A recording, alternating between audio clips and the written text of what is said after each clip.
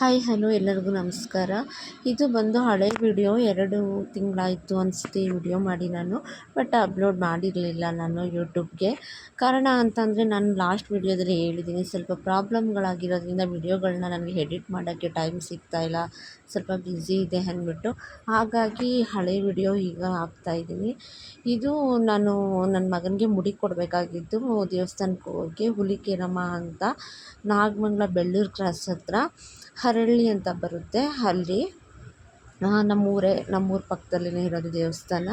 ಹಾಗಾಗಿ ಅಲ್ಲಿ ಮುಡಿ ಕೊಡೋಕೆ ಹೋಗಬೇಕು ಅಂತ ಹೇಳಿಬಿಟ್ಟು ಮಾರ್ನಿಂಗ್ ಬೇಗ ಎದ್ದು ಮನೆಯೆಲ್ಲ ನೀಟ್ ಮಾಡಿ ಸ್ನಾನ ಮಾಡಿ ವಾರ ಮಾಡಿ ಬೇಗ ಹೋದರೆ ಬೇಗ ಮುಗಿಸ್ಕೊಂಬರ್ಬೋದು. ಇಲ್ಲ ಬಿಸಿಲಾಯಿತು ಅಂದರೆ ಮಧ್ಯಾಹ್ನ ಆಗೋದು ಆಗಲ್ಲ, ಲೇಟ್ ಆಗುತ್ತೆ ಅಂದ್ಬಿಟ್ಟು ಮಾರ್ನಿಂಗ್ 5 o'clock ಹಂಗೆ ಎಲ್ಲ ಮನೆಯೆಲ್ಲ ನೀಟ್ ಮಾಡಿ ವಾರ ಮಾಡಿ ನಾನು ನಮ್ಮ ಅತ್ತೆ ಮಾವ ಮಗಳು ನಮ್ಮ ಯಜಮಾನ್ರು ಎಲ್ಲ ಆಟೋದಲ್ಲೇ ಹೊರಟ್ವಿ.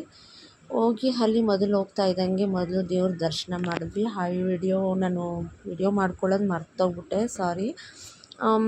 ದೇವ್ರ ದರ್ಶನ ಮಾಡಿ ಮಗುಗೆ ತೀರ್ಥ ಎಲ್ಲ ಹಾಕ್ಸ್ಕೊಂಡು ಕರ್ಕೊಬಂದು ಮುಡಿ ಕೊಡೋಣ ಅಂತ ಹೇಳಿಬಿಟ್ಟು ಕರ್ಕೊಬಂದ್ವಿ. ಇದು ಮುಡಿ ಕೊಡೋಕ್ಕೆ ಅಲ್ಲಿ ಊರೊಳಗಡೆ ಇರ್ತಾರೆ ಅಂಗಡಿ ಇಟ್ಕೊಂಡು, ಅವ್ರನ್ನ ನಾವೇ ಹೋಗಿ ಕರ್ಕೊಂಬರ್ಬೇಕಾಗುತ್ತೆ. ಕೆಲವು ದೇವಸ್ಥಾನಗಳಲ್ಲಿ ಅಲ್ಲೇ ಮುಡಿ ತೆಗಿಯೋಕ್ಕೆ ಅಂತ ಇರ್ತಾರೆ, ಬಟ್ ಇಲ್ಲಿ ಆ ಥರ ಅಲ್ಲ. ಅಂಗಡಿ ಹತ್ರ ನಾವೇ ಹೋಗಿ ಅವ್ರನ್ನ ಕರ್ಕೊಂಬರ್ಬೇಕಾಗುತ್ತೆ. ಮುಡಿ ಕೊಡಬೇಕಾದ್ರೂ ಅವ್ರಿಗೆ ಬೇರೆ ದೇವಸ್ಥಾನದಲ್ಲೆಲ್ಲ ದುಡ್ಡು ಕೊಟ್ಟರೆ ಆಗೋಗುತ್ತೆ. ಇಲ್ಲಿ ಆ ಥರ ಅಲ್ಲ. ನಮ್ಮೂರಲ್ಲಿ ಎಲೆ ಅಡಿಕೆ ಅಕ್ಕಿ ಬಾಳೆಹಣ್ಣು ಕಾಯಿ ಎಲ್ಲ ಇಟ್ಟು ಅದ್ರ ಜೊತೇಲಿ ದುಡ್ಡು ಕೊಡಬೇಕಾಗುತ್ತೆ. ನಮ್ಮ ಮಾವ ಹೋಗಿ ಕರ್ಕೊಬಂದರು. ನಮ್ಮ ಮಾವ ಮತ್ತು ನಮ್ಮ ಯಜಮಾನ್ರು ಹೋಗಿ ಕರ್ಕೊಬಂದರು. ಪಾಪು ಅಂತೂ ತುಂಬ ಅಂದರೆ ತುಂಬ ಅಳ್ತಾಯಿದ್ದ. ಅವನು ಫಸ್ಟ್ ಆಫ್ ಆಲ್ ಯಾರೂ ಪರಿಚಯ ಇಲ್ದಿರೋರ ಹತ್ರನೇ ಹೋಗಲ್ಲ.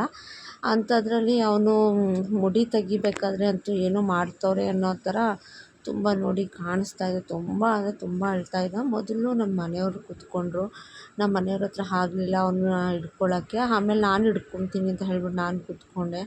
ಆವಾಗಲೂ ನೋಡಿ ನನ್ನ ಕೂದಲೆಲ್ಲ ಕಿತ್ತಾಕಿ ಕಿರುಚ್ಕೊಂಡು ಹೊಡೆದು ನಮ್ಮ ಮಾವ ನಮ್ಮ ಯಜಮಾನ್ರು ನಾನು ಮತ್ತು ಅಲ್ಲಿ ಮುಡಿ ತೆಗಿತಾರಲ್ಲ ಅವರು 4 ಜನ ಸೇರಿ ಅವನ್ನ ಹಿಡ್ಕೊಂಡು ಮುಡಿ ತೆಗಿಬೇಕಾಗಿತ್ತು.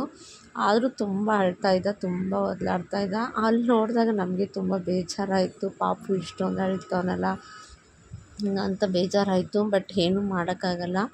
ಸ್ವಲ್ಪ ನನ್ನ ಮಗ ಬಂದು ಸ್ವಲ್ಪ ವೀಕ್ ಆಗಿದ್ದಾನೆ. ಅಂದರೆ ಅವನು 8 ತಿಂಗಳಿಗೆ ಹುಡ್ತ. ತುಂಬ ಹುಷಾರಿರಲಿಲ್ಲ, ಕರೆಂಟಲ್ಲಿ ಇಟ್ಟಿದ್ರು. ಆವಾಗ ಅವನಿಗೆ ಹರಕೆ ಕಟ್ಕೊಂಡಿದ್ರು ನಮ್ಮ ಅತ್ತೆ. ಹುಷಾರಾಯಿತು ಅಂತ ಅಂದರೆ ಪಾಪುನ ಕರ್ಕೊಬಂದು ಮುಡಿ ಕೊಡ್ತೀವಿ ಅಂತ ಹೇಳಿಬಿಟ್ಟು, ಹಾಗಾಗಿ ಮುಡಿ ಕೊಡಲೇಬೇಕಾಗಿತ್ತು. ಕಾರಣ ಪಾಪು ಅಳ್ತಾಯಿದ್ರು, ಪರವಾಗಿಲ್ಲ ಅಂತ ಕರ್ಕೊಬಂದ್ವಿ. ನಮ್ಮ ಅತ್ತೆ ಅಂತೂ ನನ್ನ ಮಗ ಹುಟ್ಟಿದಾಗಿಂದ ತುಂಬ ದೇವ್ರುಗಳಿಗೆ ಹರಗಿಸ್ಕೊಂಬಿಟ್ಟಿದ್ದಾರೆ. ಒಂದೊಂದೇನೋ ಅವ್ರಿಗೆ ಆಗಲೇ 3 ವರ್ಷ ಆಯ್ತಾ ಬಂತು ಪಾಪುಗೆ. ಇವಾಗ 3 ವರ್ಷದ ಒಂದೊಂದೇ ದೇವ್ರಿಗೆ ಹರಕೆ ತೀರಿಸ್ಕೊಂಬರ್ತಾನೆ ಇದ್ದೀವಿ. ಇನ್ನೂ ತೀರಿಲ್ಲ. ಧರ್ಮಸ್ಥಳ ಆಯಿತು, ತಿರುಪತಿ ಆಯಿತು, ಮತ್ತು ಮನೆ ದೇವರು ಮುಳ್ಕಟ್ಟಮ್ಮ ಆಯಿತು, ನಮ್ಮ ಮನೆ ದೇವ್ರು ಸೀತ್ಕಲ್ ಭೈರವ ಲಕ್ಷ್ಮೀ ದೇವಿ ಸೀತಪ್ಪನಿಗಾಯಿತು. ಆಮೇಲೆ ತಿರ್ಗಾ ಇದಕ್ಕೆ ಹುಲಿಕೆರಮ್ಮನಿಗೆ ಈಗ ಕೊಡ್ತಾಯಿದ್ದೀವಿ. ಇದು 5ನೇ ಸಲ, 5ನೇ ಮುಡಿ ಏನೋ ತೆಗಿತಾ ಇರೋದು. 5, 6 ಇರ್ಬೋದು ಅಂದ್ಕೋತೀನಿ. ಅವ್ನಿಗೆ ಬೋರ್ಡ್ ಹೊಡಿಸ್ತಾ ಇರೋದು 5ನೇ ಸಲನೋ 6ನೇ ಸಲನೋ ಇರ್ಬೋದು. ಅಂತೂ ಎಲ್ಲರೂ ಸೇರಿ ಹಿಡ್ಕೊಂಡು ಪಾಪ ಮಗುಗೆ ಹಿಂಸೆಯಿಂದ ಮುಡಿ ಎಲ್ಲ ನೀಟಾಗಿ ತೆಗೆದ್ರು. ಆ ಅಣ್ಣನಿಗಂತೂ ತುಂಬ ಇದಾಯಿತು, ತುಂಬ ಕತ್ತೆಲ್ಲ ಆಡಿಸ್ತಾಯಿದ್ದ. ಅವ್ರಿಗೂ ಭಯ, ಎಲ್ಲಿ ಗಾಯ ಆಗ್ಬಿಡುತ್ತೋ ಪಾಪುಗೆ ಅಂತ. ಆದರೂ ಹೆಂಗೋ ಧೈರ್ಯ ಮಾಡಿ ನಿಧಾನ ಸಮಾಧಾನವಾಗಿ ತೆಗಿಸಿದ್ರು.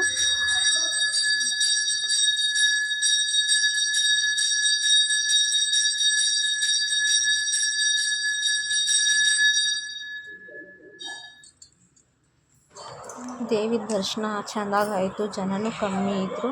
ಹಾಗಾಗಿ ಚೆನ್ನಾಗಿ ದರ್ಶನ ಮುಗಿಸ್ಕೊಂಡು ಪೂಜೆ ಮಾಡಿಸ್ಕೊಂಡು ಮಗು ಮುಡಿ ಕೊಡಿಸ್ಕೊಂಡು ತುಂಬ ಖುಷಿಯಾಯಿತು. ನಮಗೂ ಇಲ್ಲಿ ಬಂದು ವರ್ಷಕ್ಕೊಂದ್ಸಲ ತುಂಬ ಗ್ರ್ಯಾಂಡಾಗಿ ಜಾತ್ರೆ ಆಗುತ್ತೆ.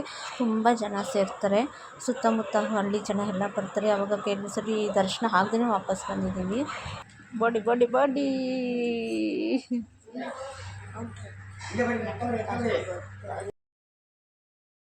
ಸುತ್ತಮುತ್ತ ಊರಿನ ಹಳ್ಳಿ ಜನಗಳೆಲ್ಲ ಬರ್ತಾರೆ, ಕೊಂಡ ಹಾಯ್ತಾರೆ. ತುಂಬ ಗ್ರ್ಯಾಂಡಾಗಿ ಆಗುತ್ತೆ. ಅವತ್ತು ನೈಟ್ ಪೂರ್ತಿ ನಾವು ಯಾರು ಮಲ್ಕೊಳ್ಳೋದಿಲ್ಲ. ತಾಯಿ ದರ್ಶನ ಮುಗಿಸ್ಕೊಳ್ಳೋಕ್ಕೆ ತುಂಬ ಕಷ್ಟ ಆಗುತ್ತೆ. ಅವತ್ತು ಇದು ಕಾರದ್ದು ಅದಕ್ಕೆ ತಿಂತಾಳೆ ಚಿನ್ನ. ಇಲ್ಲೇ ಅಂಶಿಮಾ ಇವೇನಿದು ಕವರೇನೋ ಬಾಟಿನು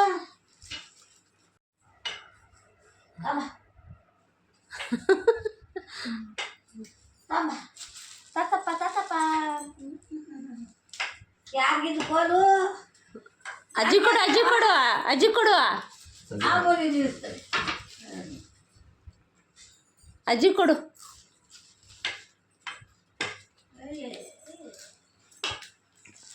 ನಾವು ಒಂಚೂರು ಸೂಪ್ ಹೋದ್ರೆ ಹಿಂಗೆ ಆಡೋದು ಇಲ್ಲ ಅದಕ್ಕೂ ಅನ್ನೋದು ಜ್ಯೂಸ್